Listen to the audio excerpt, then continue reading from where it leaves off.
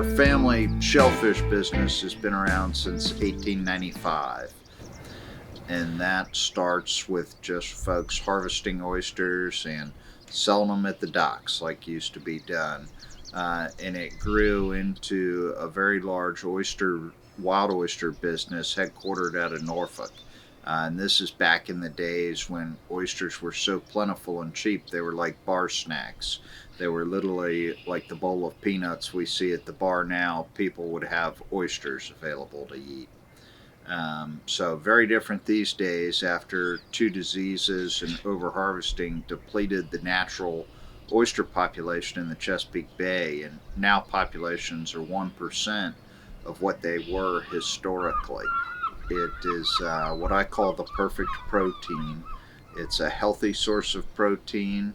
It's sustainable in that it's a put and take fishery. All our clams and oysters are spawned by us, and it is not only environmentally benign, but it's environmentally beneficial.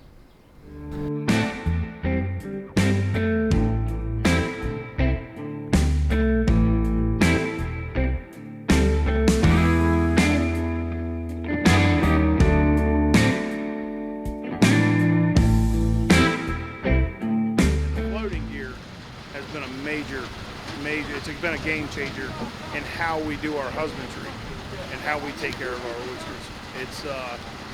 It's very labor intense, but in the end, that's when it's worth it.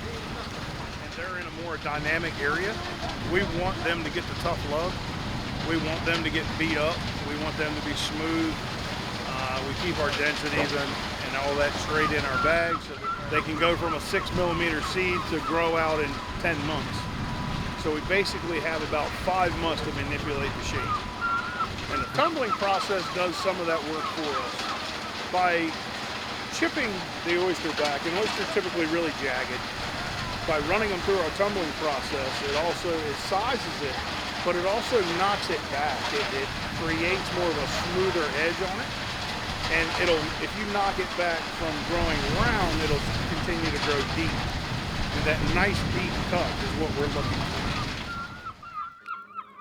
They create a tolerance for being out of the water and use the tide to let them come out and dry up like a natural oyster rock would do.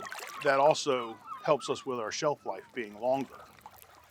They can withstand a lot being out of the water for longer, so it makes better for the people that buy it, all of our consumers. So there's a rainy season and there's a dry season. And our drier seasons, they become a little more salty. They finish more like a buttery finish. And when it's less salinity, it finishes more like you'll have a hit of salt, really briny, and then it'll fade to more like a melon almost. So it does have a different flavor profile, and we have different farms throughout our company that we're able to change your palate or whatever your palate wants. We've got a fit for it.